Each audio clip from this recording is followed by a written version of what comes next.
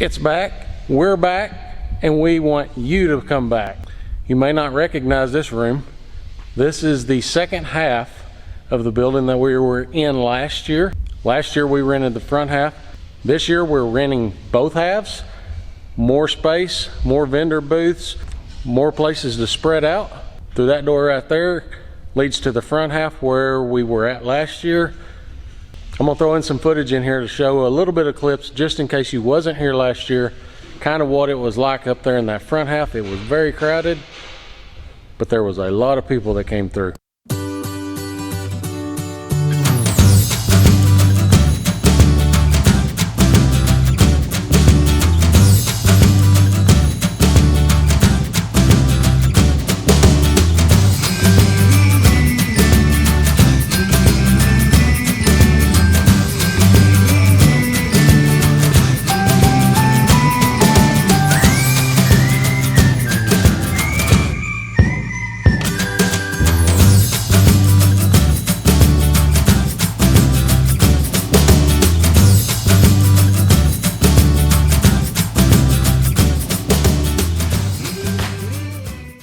So this is the back half.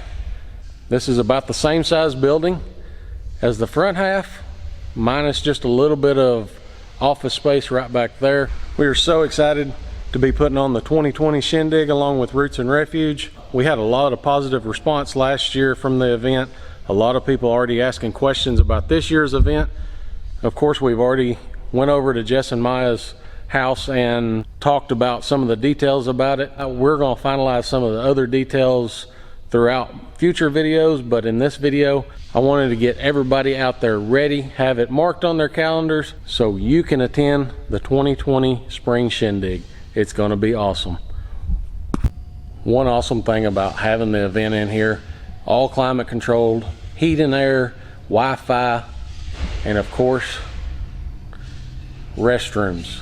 No porta potties. We had restrooms in the front half, there's restrooms in the back half, so there will be plenty of restrooms, plenty of room for everybody to mingle around. In the front half we'll have our corporate sponsors, Roots and Refuge, Baker Creek, VW Family Farm. We will be selling a select few booths to set up there. We're only going to fill about half of it up with vendors. The other half up there will be set up with chairs, that way you can sit and watch the speakers, the Q&A panels, live music, whatever we have going up there. All that's still in the works. And then this whole back half back here will be nothing but vendors. Vendor booths back here. Here out front we're going to have food trucks set up. There's also plenty of parking. And then if you're interested in it, there is campsites available down along that fence. Plus over here beside the pavilion, where you will have water, electric, and sewer.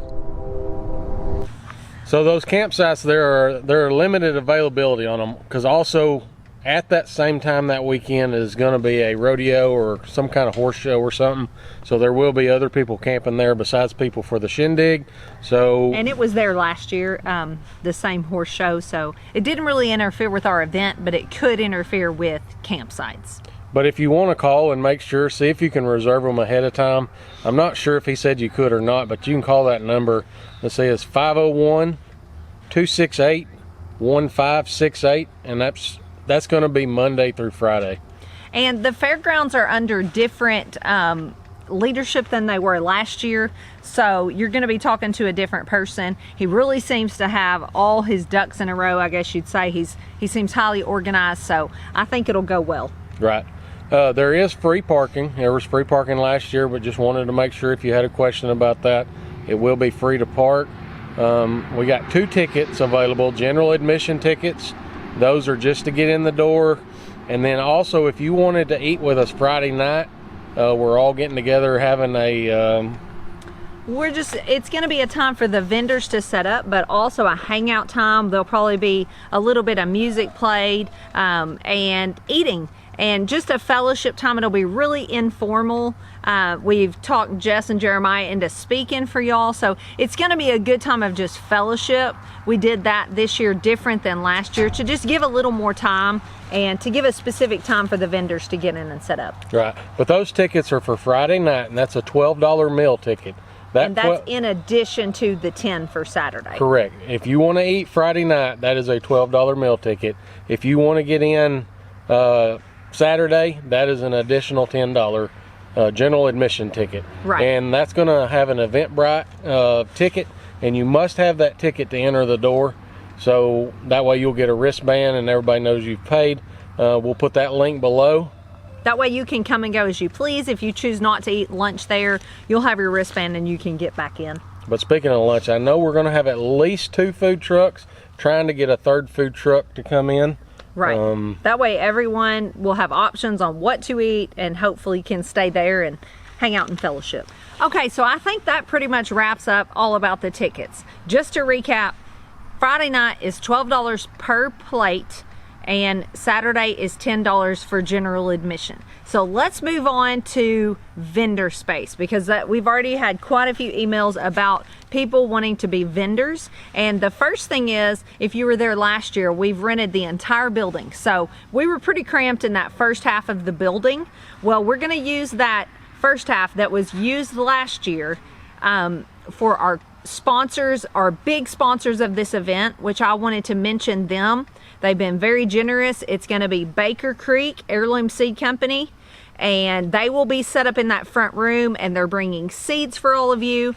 Murray McMurray Hatchery, they've been wonderful. They're going to provide some butchering supplies for us to do a butchering demonstration, and also a big sponsor that we just had this confirmed this week that we are really excited we're going to be working with here on our farm is Gallagher. So we're super excited to have them.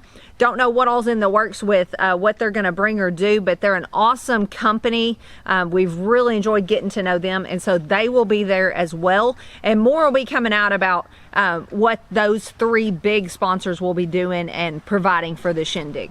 But where she mentioned a while ago that vendors can set up Friday night, what we're going to do is have our meal, and then once everybody's through with the meal, the vendors will start moving the tables around. There will also be probably some picking and grinning going on.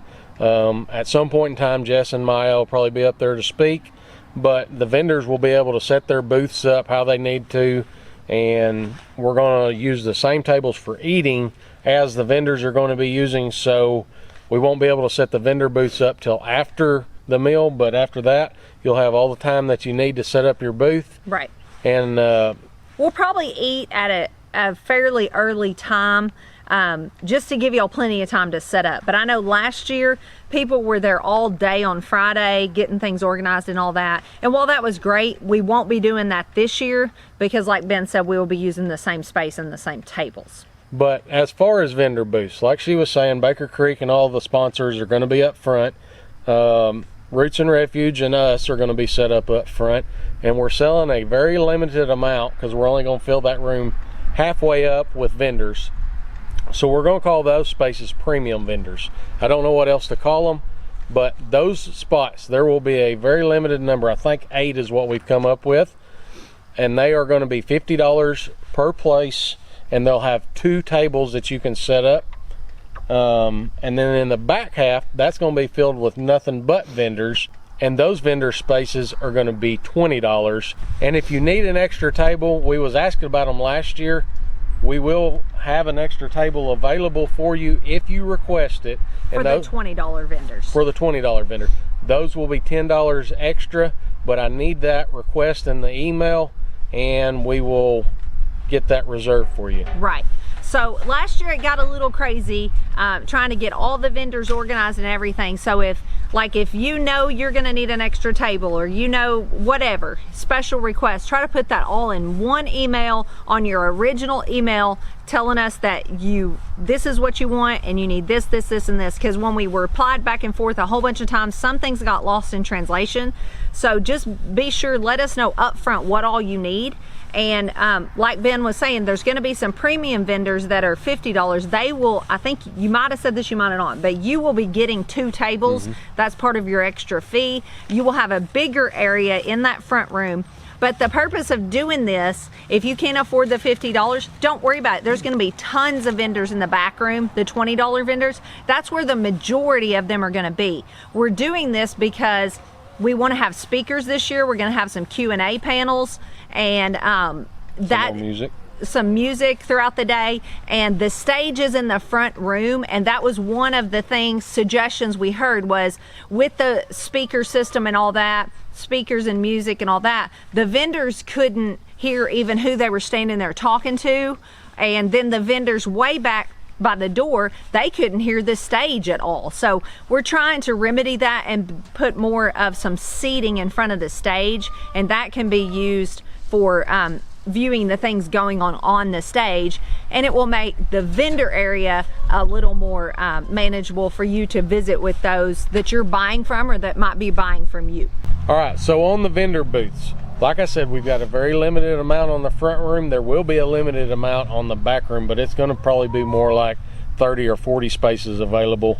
But I just want to make sure that everybody that sends us the request for a vendor booth knows up front whether there's any space left for what area. So what we need from you is you to send an email to springshindig@yahoo.com. That's going to be linked down below also. Send us a request and say, all right, I want to be a vendor for wherever. I need this, I need 2 tables, or whatever the request is. And if we are not sold out of that area, I will send you a PayPal link, and that way you can pay for your vendor space. As soon as that vendor space is paid for, that spot will be reserved for you, and we are going to go in the order of who requests them first as how the tables are all set up. That will be the easiest on us. We're going to keep an Excel spreadsheet of how everything lays out. So be sure to email us ASAP if you are wanting especially one of the $50 vendor spaces, because I feel like those are going to go fairly quickly, and we're just going to take them first come first serve. Like Ben said, in the order of emails received, we will respond back to you if one is still available, and then once you pay, it's in your name, it's reserved, done deal. We cannot hold them because last year you just know how it is putting on an event. Sometimes people want to reserve something, and then something comes up and they wind up not paying for it or not coming, and we would just hate to hold it and take a space from one of you that really is seriously going to come. So email us, and then we will send you the link, get it paid for, it's yours, and we will have it for you. And I think that's all on the vendor stuff, isn't it? That's all. We'll move over to the hotels real quick. If you've seen Jess and Maya's video, we announced on there that we've got 2 discounted rates, or we've got discounted rates at 2 different hotels, and that is where most of the people stayed last year, Best Western and Microtel. So when you call in to make your reservations, mention to them up at the front desk that you are coming for the Spring Shindig, and that will get you the discounted rates. So just a little heads up from last year, a lot of people stayed at the Best Western. It was a nice hotel and it had an indoor pool. So if you're bringing kids, or maybe just you are interested in having a pool to swim in, the Best Western did. The Microtel does not, but it does have a nice conference room that they said anyone staying there is welcome to use. So if a lot of you stay there and want to gather in there some and just visit, like Saturday night after the Shindig, that's always fun to do. So that's just a few things to keep in mind about those. And there's many other hotels in Searcy. That's just the 2 that we've looked into to get y'all a discount on. And there is lots of good restaurants around all those hotels. Everything's really close. All the hotels are going to be within, what, 3-4 miles of the event. So it'll be a short drive for you. I don't know about y'all, but when I'm going on a trip, I kind of want to know the area, like how safe are we? What's it like? Searcy is a very safe town. It's just a normal town in the middle of the South. So it's a nice town. Don't feel like you're going to be unsafe there. It's just a real friendly down hometown. All right, so I think we've given you all the details we have up to this point. I am not by any means saying that we haven't forgotten anything, because I'm sure we probably have. But we are busy, especially Ben. He is putting in lots of time trying to get all this together. We're just really excited to be hosting this again, and we're working on getting some speakers for y'all. A lot of them are other YouTubers that I know y'all want to meet and hang out with and hear what they have to say. So we're busy working on that and some Q&A panels, because I think those are fun to do. That lets y'all ask the questions that you are wondering about, not just questions we've come up with. So just be looking forward to that. Anything else? Nope. Mark your calendars, April 3rd and 4th. We will see you there. See y'all later. God bless.